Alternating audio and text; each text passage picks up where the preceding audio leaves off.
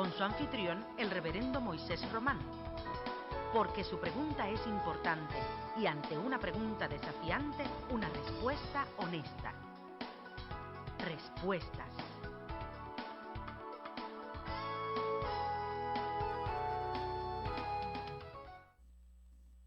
Gracia y paz de nuestro Señor y Salvador Jesucristo sea sobre todos y cada uno de ustedes, mis amados hermanos y amigos, que en esta noche nos vinculamos, nos juntamos para disfrutar de este su programa Respuestas. A todos y a cada uno de ustedes, los que en Centroamérica, Suramérica, Estados Unidos, el Caribe y en esta nuestra tierra, Puerto Rico, aquellos que a través de la televisión, a través de la internet y aquellos que a través de la radio nos siguen en esta noche, sean todos ustedes bendecidos por el Señor. Es muy grato poder estar con ustedes una vez más en este su programa Respuesta y desde luego requerimos de ustedes que puedan comunicarse con nosotros en la noche de hoy y que juntos podamos disfrutar de esta grata e inolvidable experiencia. Para beneficio de aquellos que nos escuchan a través de la radio, le compartimos nuestro teléfono. Usted nos puede llamar al 787-730-5880. 787-730-5880 o nos puede llamar al 787-200-1970.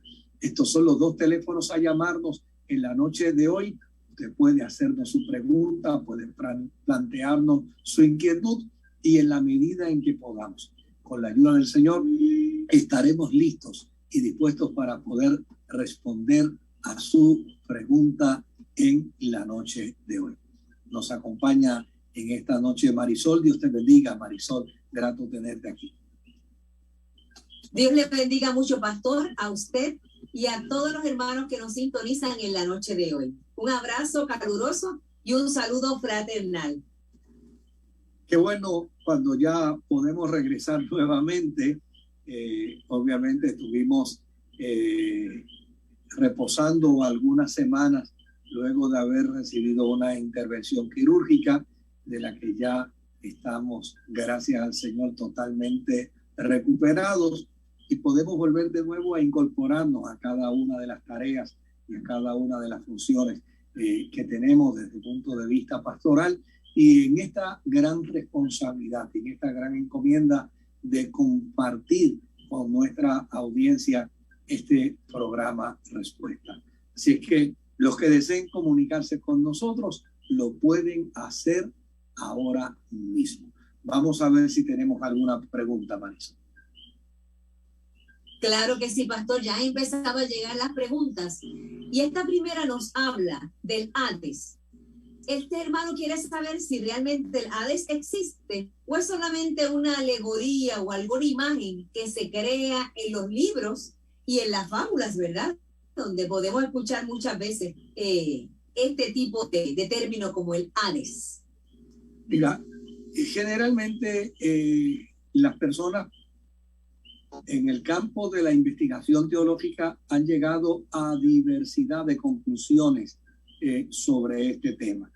Una de esas conclusiones es precisamente la que acabamos de escuchar de parte de nuestro querido hermano y amigo que nos hace la pregunta. Lo cierto es lo siguiente.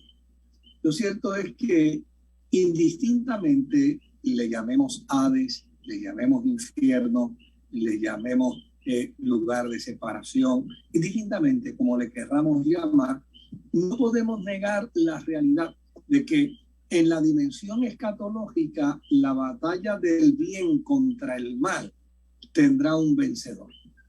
Y desde luego el bien vencerá el mal. Por lo tanto, una vez el mal sea vencido, entonces tiene que haber unas consecuencias para ese mal que ha sido vencido. Dentro del marco del pensamiento religioso judío, pues muchos estimaban que ese mal se llamaba Hades. Otros estimaban que ese mal se llamaba lugar de tormento. Otros estimaron que ese mal se llama el infierno. Pero a fin de cuentas, no estamos frente a una mera fábula. Estamos conscientes y estamos plenamente conscientes de que en el mundo espiritual hay toda una batalla entre el bien y el mal. Y esa batalla entre el bien y el mal desencadenará un día, obviamente, con un triunfo del bien. ¿Por qué razón? Bueno, porque Jesucristo ya venció el mal. Y desde el punto de vista de la fe cristiana, nosotros entendemos que habiendo Jesucristo vencido al mal, pues ahora lo único que nos resta es esperar que haya una consumación de esa batalla y de ese vencimiento del bien contra el mal. Cuando esto acontezca, entonces, desde luego, habrá en la experiencia de la vida humana una nueva dimensión, una nueva experiencia. Aquellos que postulamos y que creemos la dimensión de la eternidad en la persona de Jesucristo como aquel que dijo que vendría a buscarnos porque nos ha hecho una casa, en la casa de su Padre nos ha hecho una morada, pues nosotros creeremos que cuando el bien consuma por final el mal, entonces nosotros estaremos en la dimensión de estar en la presencia de nuestro Señor eternamente. Claro, lo que es importante dentro de esta experiencia que yo la estoy planteando en una visión más de elemento filosófico que de elemento de fe, es porque quiero que la persona que nos hace la pregunta, obviamente, entienda que no estamos meramente sostenidos y amparados al margen de solo una experiencia religiosa. No, estamos conscientes. Los seres humanos, filosóficamente hablando, estamos conscientes que el mundo se desenvuelve dentro del marco de una batalla entre el bien y el mal. Y desde luego, la esperanza es que el bien venza el mal. Desde la óptica cristiana, nosotros postulamos y planteamos que ya el bien venció el mal porque Cristo fue resucitado de entre los muertos. Y cuando haya esa consumación final de la derrota total y absoluta del mal y del ente que provoca la fuerza del mal, entonces la humanidad que ha abrazado el bien, en el caso de nuestra fe cristiana, que ha abrazado a Jesucristo, entonces estaremos disfrutando el bien eternamente y para siempre. De eso es que se trata. Pastor, muy relacionada a esa pregunta está esta siguiente, que nos habla que si en el Apocalipsis dice que la trompeta sonará y los muertos en Cristo resucitarán primero, ¿dónde están esos muertos? ¿Están en sus tumbas? ¿Están en la presencia de Dios o están en el Hades? ¿Dónde están esos muertos que al sonido de la trompeta resucitarán primero? Bueno, fíjate que cuando la fe cristiana demarca el sentido de la eternidad, lo hace al amparo de la experiencia de la resurrección de Jesucristo. Es decir, la fe cristiana cree en la dimensión de la eternidad bajo una experiencia gloriosa ante la presencia del Señor como resultado de la resurrección de Jesucristo. Vivificará también el mismo Dios que resucitó a Jesucristo de entre los muertos, vivificará también nuestros cuerpos mortales. Ese es el testimonio que abraza la iglesia. Desde luego, no podemos negar que el ser humano, en la experiencia de la fe cristiana, unos están en el sepulcro, otros fueron devorados por fieras feroces, otros fueron quemados, otros fueron aserrados, etcétera, etcétera. Cada uno de ellos vivió experiencias angustiosas y dolorosas con respecto a la muerte. Mas, sin embargo, no podemos negar que aquel que resucitó a Jesucristo de entre los muertos, también Él vivificará nuestros cuerpos mortales. Lo que es interesante es que en la experiencia de la fe cristiana se postula no solamente la resurrección del cuerpo, sino que se plantea y se sostiene la dimensión del vínculo eterno del alma con el Dios al que sirve, con el Dios al que adora, con el Dios al que bendice. Y desde ese punto de vista, obviamente, con el respeto que se merecen aquellos que tal vez no opinan como muchos de nosotros creemos y entendemos que cuando un creyente, hombre o mujer, muere, su espíritu, su alma va a la presencia de Dios. Su cuerpo descansa en la tierra, pero desde el punto de vista de nuestra fe cristiana, nosotros creemos que hay tanto resurrección del alma como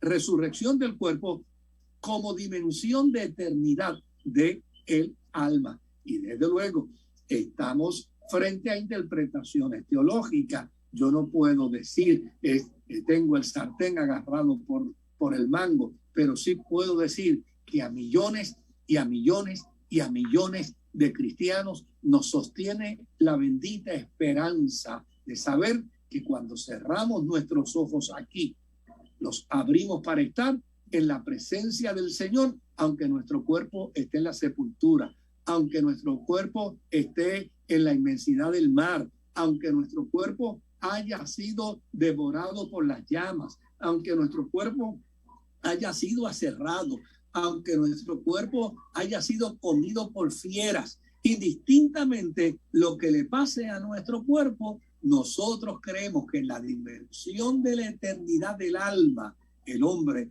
y la mujer que cree en Jesucristo viven la experiencia de ese testimonio de Jesucristo. Cuando Él dijo, el que cree en mí, como dice la Escritura, no vendrá jamás a condenación, sino que ha pasado de muerte a vida. Nosotros en esta dimensión de la fe cristiana sostenemos y postulamos que la experiencia del alma es eterna.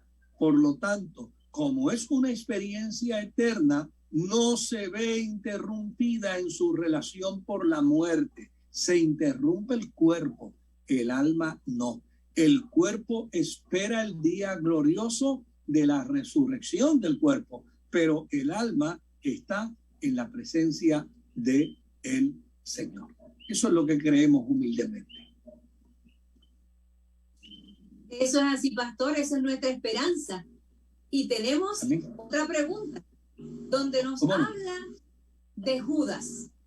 Si Judas, pastor, no hubiese optado por el suicidio, ¿él hubiese obtenido un perdón de Dios? Mira, cuando me hacen preguntas sobre Judas, todavía yo tengo que admitir que hay preguntas que yo quiero hacerle a Dios. Porque desde luego mucho se especula sobre el personaje de Judas. No es, ¿verdad?, de ocultar esa realidad que Judas fue seducido por el dinero, que Judas fue seducido por su ignorancia, por su humanidad, por sus limitaciones humanas. Pero no podemos perder de vista que Judas tuvo un momento de arrepentimiento y tuvo un momento de dolor profundo como resultado de la traición. Claro está, entró a la experiencia del suicidio y dice la Escritura que Judas fue y se ahorcó. Y en ese sentido, desde luego, hay unos proponentes dentro de la cristiandad que plantean que Judas pudo haberse salvado si hubiera pedido perdón, si se hubiera arrepentido y no se hubiera ahorcado. Pero como resultado de haberse ahorcado, aun cuando pidió perdón, no se salva porque se ahorcó. Pero esa es la interpretación que tenemos algunos creyentes, pero no todos tenemos la misma interpretación. Hay algunos creyentes que postulan y plantean que Judas vivió la experiencia agónica de la traición hacia la persona de Jesús a tal punto que lo sacó de sus cabales, al punto que lo sacó de su realidad existencial, al punto de que Judas perdió el elemento racional y cayó en una experiencia psicótica, y que como resultado de ello, entonces fue que él se suicidó. En ese sentido, desde luego, esa otra facción van a decir que no necesariamente tenemos que pensar que Judas se perdió por haberse suicidado, porque en el momento en que Judas entra en esa experiencia de suicidio, pues él estaba fuera de su realidad racional. Desde luego, estamos ante especulaciones, estamos ante planteamientos puramente de interpretación escritural, y hay quienes pueden estar a favor y hay quienes pueden estar en contra, y hay quienes puede que no acepten un planteamiento, puede que no acepten otro. Lo que es importante dentro de esta experiencia es que nosotros podamos entender que el pasaje bíblico que narra la muerte de Judas no debe ser razón jamás para nosotros partir de la premisa y pensar que todo individuo, que todo ser humano que se suicida se va al infierno. Y la razón de ello es porque los especialistas de la conducta humana dicen que la inmensa mayoría de las personas que se suicidan lo hacen precisamente en un momento donde hay desconexión total con la realidad y con la razón. En ese sentido, yo prefiero mejor utilizar la experiencia de un suicidio para consolar a la familia, para sostener a la familia, para ayudar a la familia en la esperanza, antes que caer en la trampa de hacer un juicio para lo cual a mí no se me comisionó como pastor. En ese sentido, pues obviamente dejamos nuestra respuesta al escrutinio de cada uno de nuestros amigos y hermanos que están en esta hora vinculados a respuesta. Permítanos ir a una pausa y regresamos ya mismito con más de Respuesta a Dios mediante.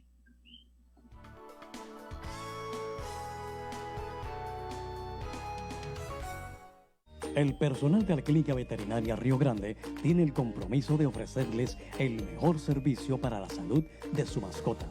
Ofrecemos los servicios médicos veterinarios más completos, tales como medicina preventiva, cirugía, medicina interna, salud dental, hospitalización, radiografía digital, electrocardiograma, laboratorio, hospedaje y comidas especializadas. Nos place ver la tranquilidad de nuestros clientes al poder brindarles la oportunidad de proteger y cuidar de sus mascotas, ya que ellos también son parte esencial de la familia. Estamos localizados en la carretera número 3 Marginal, kilómetro 25, barrio Juan Jiménez, en el pueblo de Río Grande. Nos puede llamar al 787-888-0893. Búscanos en Facebook. Por más de 30 años, el programa Respuesta ha sido una herramienta de reflexión y de bendición al pueblo cristiano. Esto porque nunca hemos pretendido sustituir la postura y la posición denominacional de cada iglesia, ni tampoco hemos pretendido sustituir la forma y manera como la doctrina de cada denominación interactúa con los creyentes. Solo queremos ser una herramienta de reflexión. Solo queremos ser un vehículo que ministre mayor conocimiento de las Escrituras a fin de que podamos amar con mayor pasión y con mayor fuerza a nuestro Señor y Salvador Jesucristo. Gracias por compartir con nosotros la experiencia de respuesta y nos ayude el Señor para que por mucho tiempo podamos estar juntamente con ustedes.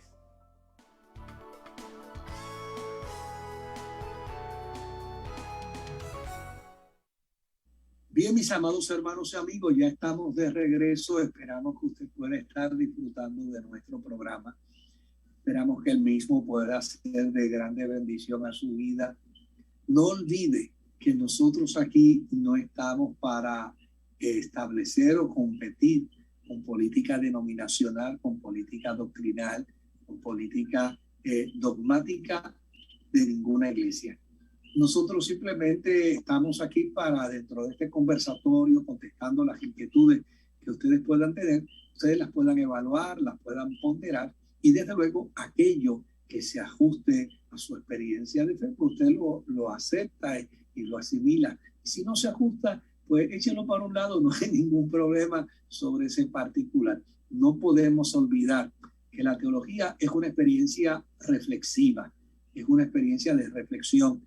Y dentro del marco de la reflexión, lo único que procuramos es tener unas respuestas que sean no solo lógicas, sino que puedan corresponder también al contenido escritural dentro de su contexto histórico.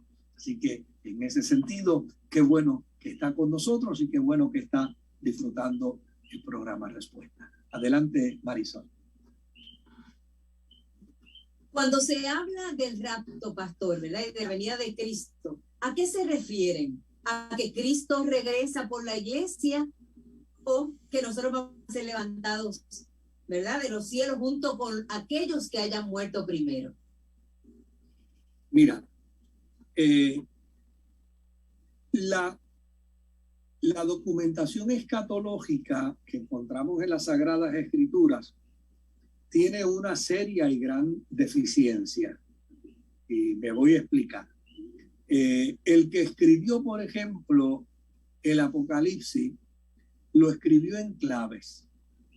Lo escribió en claves para que lo pudieran entender los destinatarios y no lo entendieran los enemigos de la fe que estaban persiguiendo a la iglesia a finales del primer siglo. Así que por eso lo escribe en clave. Ahora, no solamente lo escribió en clave, sino que no nos dejó la guía de las claves. No la tenemos. Por lo tanto, tenemos un documento escrito en claves, pero no tenemos la guía de las claves donde él no dijera, mira, donde le dije esto, pues lo que quería decir era esto otro.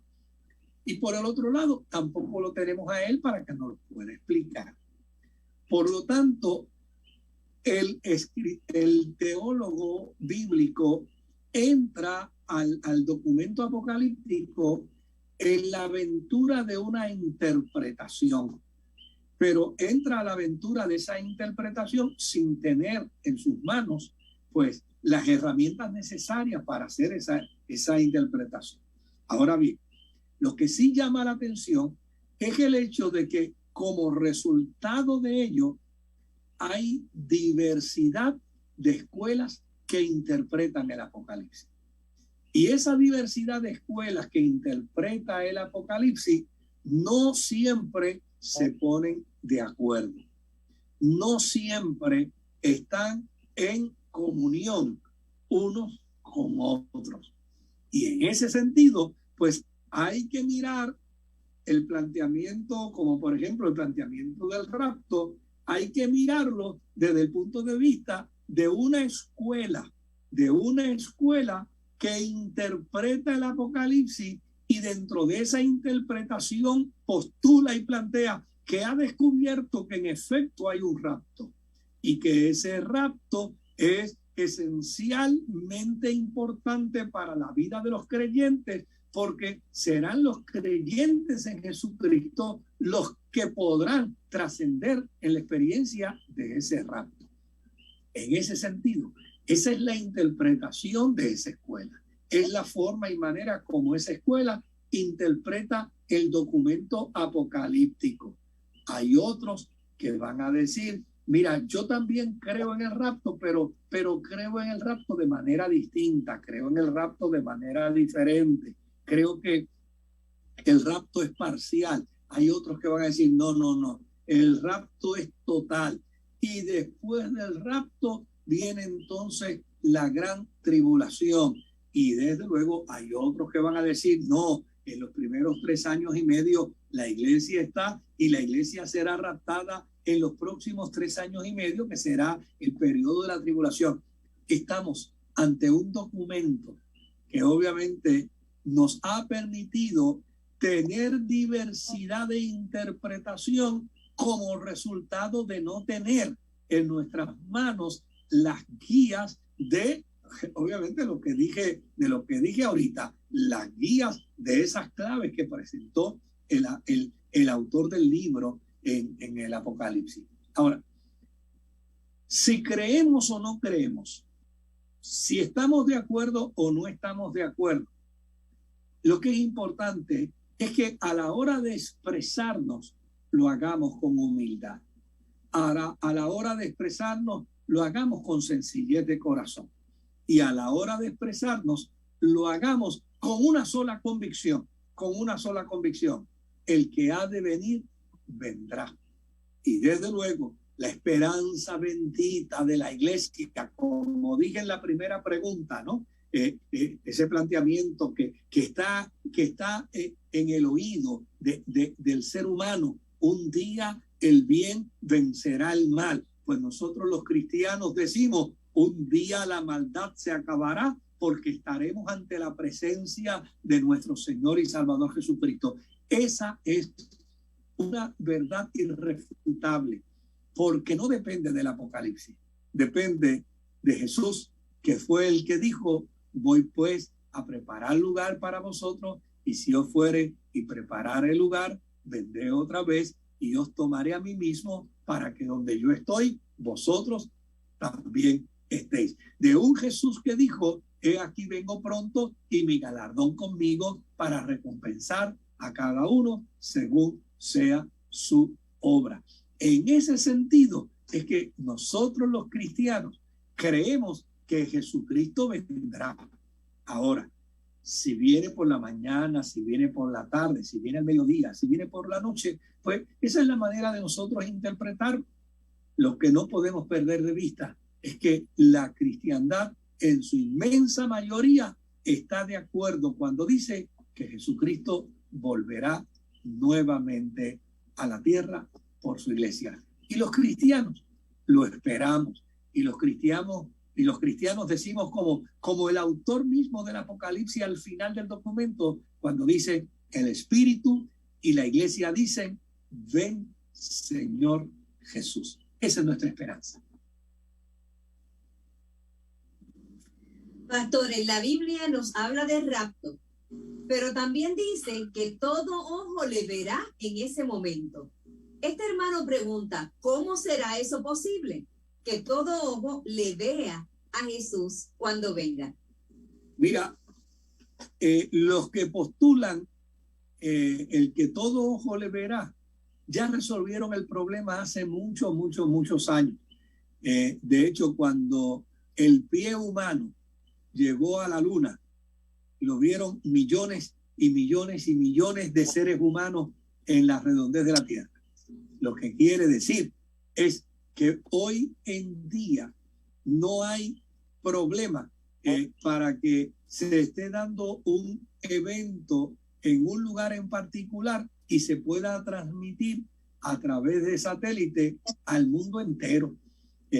Los que disfrutamos del deporte, estuvimos viendo la Serie Mundial y sabe Dios en cuántas esquinas del mundo entero la gente la estaba viendo. Los que disfrutamos de las experiencias de política, pues saben que un presidente de una nación emite un discurso y puede eso vincularse a través de los sistemas y a través de las redes y todo el mundo lo puede ver. Nosotros mismos, ahora mismo cada uno de nosotros está en su hogar, estamos en nuestra casa y estamos llegando a cientos y a miles de hogares y a miles de lugares en distintas partes del mundo y nos están viendo. Así que los proponentes de esa postura de interpretación bíblica que dicen que cuando Jesucristo venga todo ojo le verá, ya tienen el problema de esa interpretación resuelto porque los sistemas de satélite le pueden viabilizar esa posibilidad.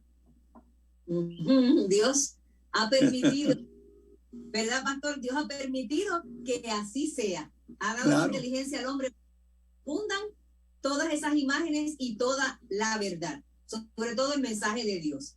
Pastor, esta hermana nos trae una, ¿verdad? Un consejo, una preocupación muy genuina.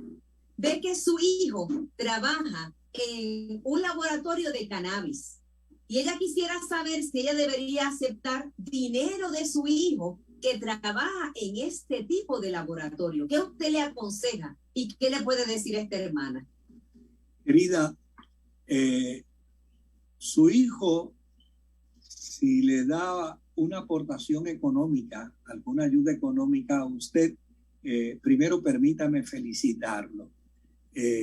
Yo tengo un respeto y una admiración por aquellos hijos e hijas que pueden económicamente ayudar a sus padres. Yo felicito a su hijo si hace tal cosa. Ahora bien, su hijo está trabajando en una empresa que está reconocida por el Estado, en una empresa que es aceptada por las leyes del Estado. Y desde luego, pues lo que ellos producen y elaboran dentro de esa empresa está seriamente inspeccionado y trabajado por las leyes del Estado. No se extrañe, mi amada hermana, con lo que les voy a decir. Muchos de los medicamentos que utilizamos nosotros o están involucrados el alcohol o está involucrado drogas, porque los necesitamos usar, los necesitamos utilizar para nuestro bien y para nuestro provecho. La medicación a base de cannabis hoy no puede verse como una droga perversa. La medicación a base de cannabis hoy tenemos que verla como una medicación, como una medicación. Y fíjese que los gobiernos han sabido distinguir entre lo que es el cannabis medicinal de lo que es el cannabis recreacional y de lo que es el vicio de las drogas. Y desde luego no atacan lo medicinal, pero siguen atacando lo que es recreacional o lo que es vicio porque descubren que eso pues realmente no es acepto. Un ejemplo más sencillo de esto, ¿sabe cuántas drogas se venden en las farmacias? Se venden en las farmacias para personas que tienen dolores, para personas que tienen condiciones, digamos, como resultado de su enfermedad. Y esas drogas muchas veces son vendidas en los puntos de droga. En la farmacia es legal, en el punto de droga es ilegal. Pero si su hijo está trabajando en una institución, en una empresa que está avalada por el Estado, pues no podemos considerarla una empresa inmoral o una empresa delictiva porque está avalada por el Estado para generar unos beneficios en términos medicinales. Que estemos de acuerdo en ello o no estemos de acuerdo son otros 20 pesos. Que creemos que hay un poco de exageración en los beneficios que se le atribuyen, esos son otros 20 pesos. Pero no podemos negar de que están avalados por el Estado y funcionan precisamente bajo regulaciones del Estado. Si su hijo del dinero que gana en esa empresa le lleva a usted una ayuda, bendígalo por la nobleza, bendígalo por su buena disposición de ayudarle, tome el dinerito y déle buen uso para la gloria del Señor. Eso es así, pastor. Son muchos los usos que se le puede dar al cannabis medicinal, desde para niños, convulsiones que pueden tener pacientes que son epilépticos desde pequeños, como los pacientes de cáncer. Así que sí, se le puede dar un uso muy noble a esta planta, ¿verdad? Que está ya entre nosotros hace mucho tiempo. Así que bendiciones, ¿verdad?, por tener un hijo dadivoso. Así es. Pastor, desde la creación del mundo hasta el día de hoy, hasta la generación, ¿verdad?, de Jesús, ¿cuántas generaciones fueron desde que empezó, ¿verdad?, la historia en la Biblia hasta el día de que nació Jesús? ¿Cuántas generaciones hubo, si se pudiesen contar? No hay manera de poderlo hacer. Lucas trata de hacer un esfuerzo desde el punto de vista universal. Mateo trata de hacer un esfuerzo desde el punto de vista judío, pero realmente yo creo que es un mero esfuerzo. Esto no lo podemos cuantificar ni lo podemos manejar científicamente. Es imposible. No creo que tal vez haya alguien que pudiera decir, mira, sí, yo he descubierto, pero yo no me atrevería bajo ninguna circunstancia utilizar los argumentos de Lucas o de Mateo para decir esto es así de exacto. No podemos perder de vista que cuando Lucas y Mateo hablaron sobre este tema fue hace 2000 años y no había todo un elemento científico probado para demostrar cuántas generaciones ha habido desde Adán hasta la persona de Jesús. Yo valido, aplaudo el esfuerzo, pero realmente no me atrevo. No me atrevo a decir que es literal y exactamente como Mateo lo plantea, porque no me atrevería a hacerlo. Vamos a una pausa y regresamos ya mismito con más de respuesta.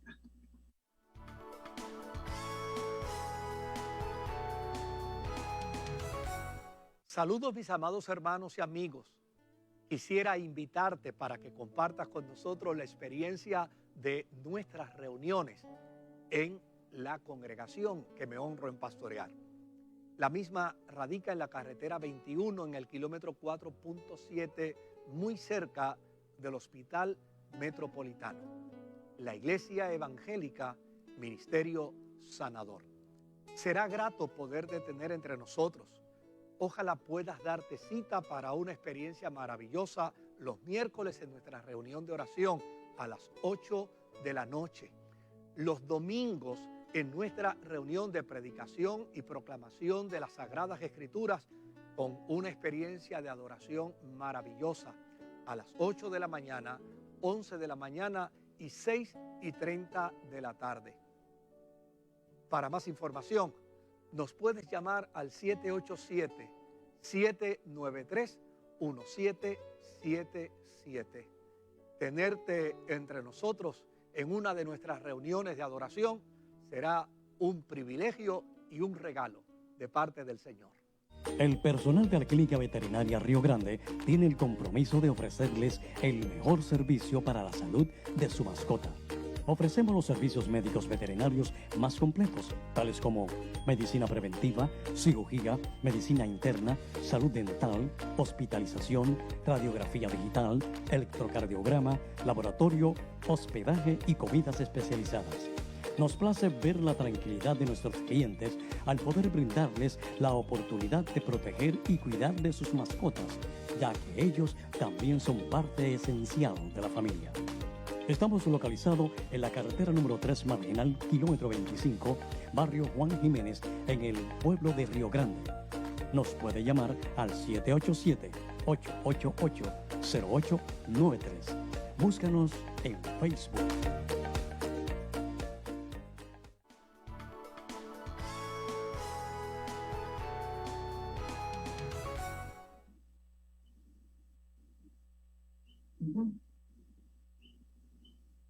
Ya estamos de vuelta. Ya estamos acá. Qué bien, qué bueno. Mis amados, quisiéramos aprovechar brevemente para plantearle a usted lo siguiente. Cuando se trata de reflexión bíblica, cuando se trata de reflexión teológica, para mí el elemento fundamental es la virtud de la humildad y la virtud de la compasión y de la misericordia. ¿Por qué esto es importante? Antes de entrar a la próxima pregunta. Esto es importante porque un creyente ni se salva ni se pierde por lo que sabe o por lo que deja de saber de la Biblia. Un creyente se salva porque ha creído en Jesucristo como Señor y Salvador. Pero sí puede perderse por burlarse, por tildar de ignorante y por despreciar a quien no crea como él. Por eso yo invito siempre a la gente a que miremos la interpretación de las Escrituras con el respeto y la deferencia que debemos tener hacia otros que opinan distinto, que interpretan diferente. No vaya a ser que la soberbia y la arrogancia religiosa en cuanto a tener más conocimiento nos lleve a errar ante el Señor, que nos exige que nos amemos y nos respetemos los unos a los otros. Dicho eso, vamos a pasar a nuestra próxima pregunta. Adelante, Marisol. Amén. Hermoso el pensamiento, pastor, muy acertado. De verdad, no hacer acepción de personas, porque eso nos distingue. El amor los unos por los otros. Eso Amén. dice que Amén. somos hijos de Dios. Claro que sí, pastor. Referente a lo que estábamos hablando sobre el rapto de la iglesia, este hermano nos pregunta si hay algún artículo donde se pueda leer exactamente el rapto de la iglesia en la Biblia. ¿Hay algún versículo, pastor, que usted lo pueda referir? No existe. No existe un texto que use el término rapto. Como no existe en la Biblia un texto que mencione la palabra Biblia. Todos hablamos de la Biblia, pero no existe un texto en las Sagradas Escrituras que diga que las Sagradas Escrituras se llaman Biblia y todos le llamamos Biblia.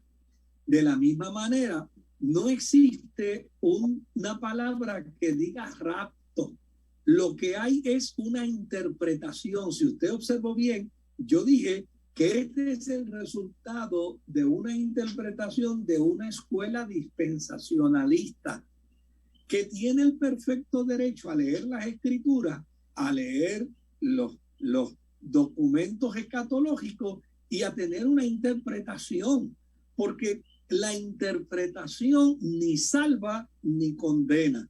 Ahora bien, ¿de dónde ellos esgrimen ese comentario? Pues ellos escriben ese comentario precisamente de la carta del apóstol San Pablo a los tesalonicenses.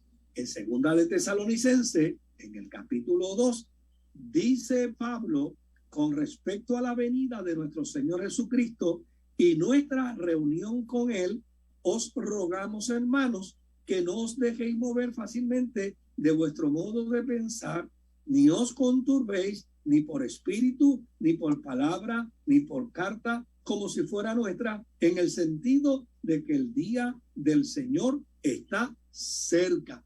Note bien que este pasaje bíblico es la fuente que lleva a algunos estudiosos escatológicos en el mundo dispensacionalista a decir, hay un rapto. La palabra rapto no existe. No existe.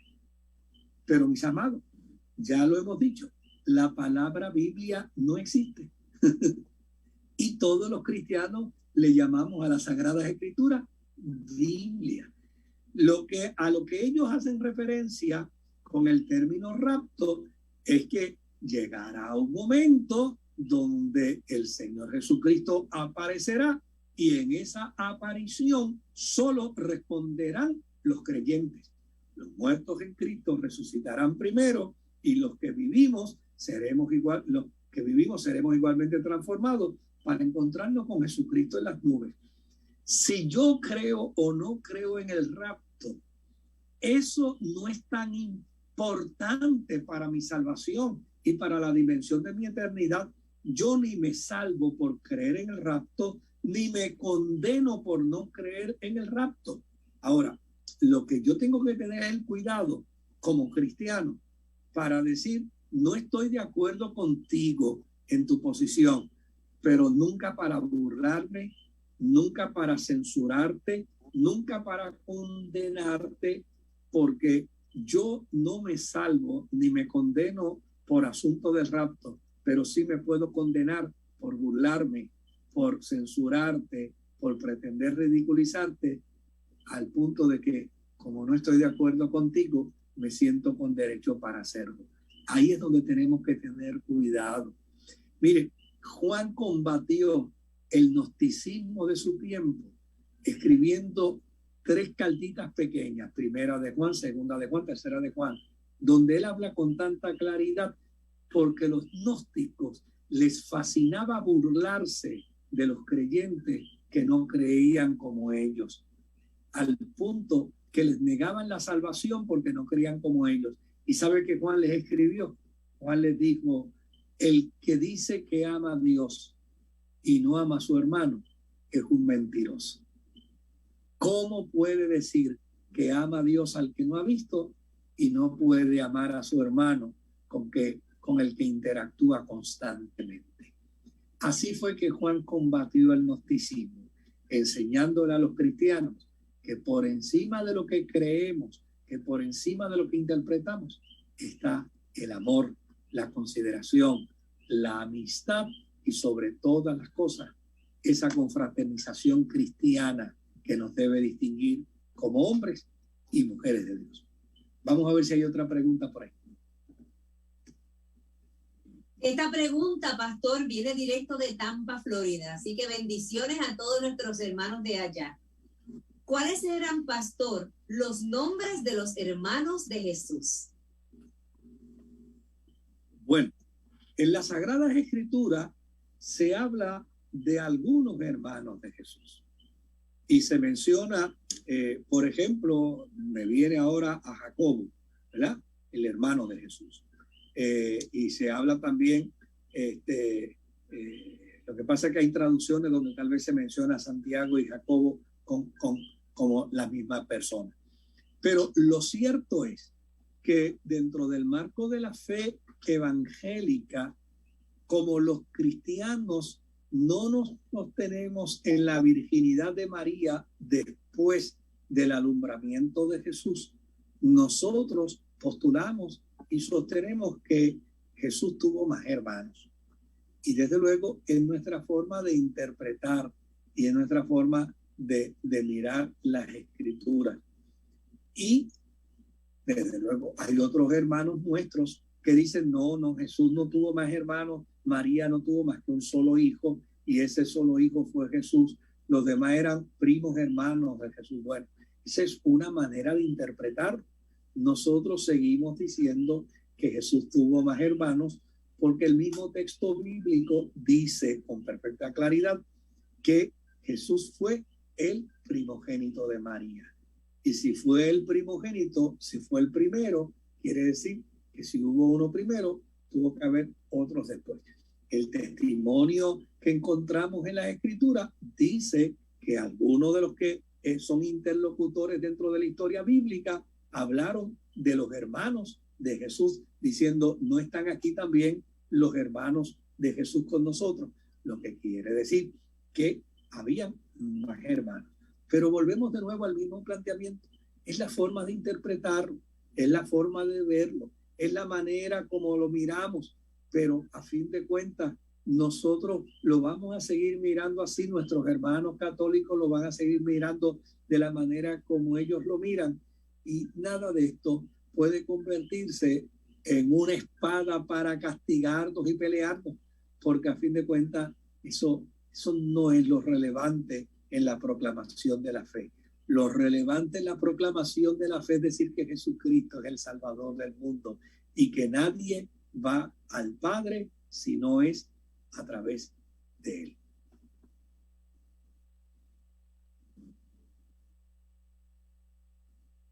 No sé si tenemos alguna otra pregunta. Sí, pastor, tenemos una pregunta, porque ya llegó la época navideña. Ya vemos que muchos de los hogares, árboles navideños, las tiendas y muchos otros locales, pues ya tienen su decoración navideña. Este hermano quiere saber si está bien con la iglesia, con Dios, con los pastores también, el disfrutar de esas comidas típicas, así como lo es el coquito, como es la morcilla, y alguna que otra comida que está en controversia muchas veces con algunos hermanos. ¿Qué opinión le merece y si está bien disfrutar de esos manjares navideños, pastor? Mira, yo tengo una postura sobre este particular que obviamente siempre la he esgrimido y la he presentado. Yo creo que hay hermanos nuestros en la fe que bajo ninguna circunstancia, jamás de los jamases van a comer morcilla. Jamás. Y desde luego, yo tengo que decirle, y se lo voy a decir en honor a la verdad, entre ellos estoy yo. No habrá quien me haga comer un pedazo de morcilla jamás en mi vida. Eso no entra en mi cabeza por ningún lugar.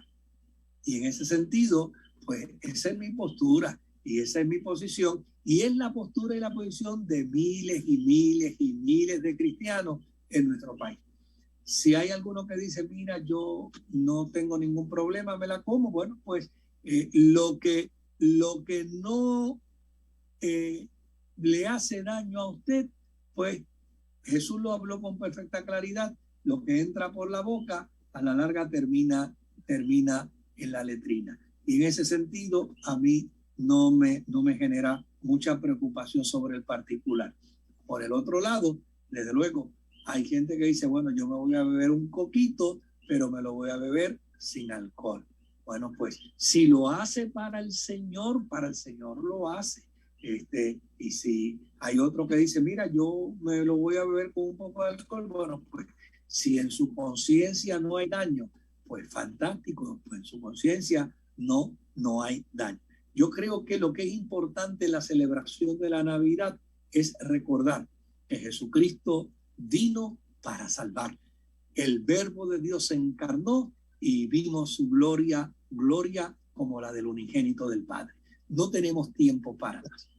El tiempo que nos queda es el que siempre utilizamos para agradecerle a usted el que haya compartido con nosotros hoy su programa Respuestas. En la pantalla de su televisor está la dirección a la cual usted puede escribirnos. Escríbanos a Respuestas al P.O. Box 1462, Trujillo Alto, Puerto Rico 00977. A toda esa gente que nos escribe y nos envía su ayuda económica, gracias por su ayuda económica, porque con su ayuda económica podremos continuar con otro programa más de Respuestas. Déjanos orar a Dios por usted. Señor y Padre de nuestras vidas, te damos gracias por tu presencia durante todo este programa. Gracias, Señor, porque te hemos sentido, Señor. Hemos recibido tus respuestas y tus lecciones a través de la palabra que ha sido presentada. Gracias, Señor, porque tú eres nuestro alfarero, porque cada día nos formas, Señor, para parecernos más a ti. Señor, permite que hoy y siempre las peticiones de nuestros hermanos que hoy nos sintonizan sean contestadas de acuerdo a tu santa y bendita voluntad. Todo esto lo pedimos en el nombre de tu Hijo Jesús. Amén. Que Dios te bendiga, que Dios te guarde. Nos vemos Dios mediante el próximo lunes con la ayuda del Señor.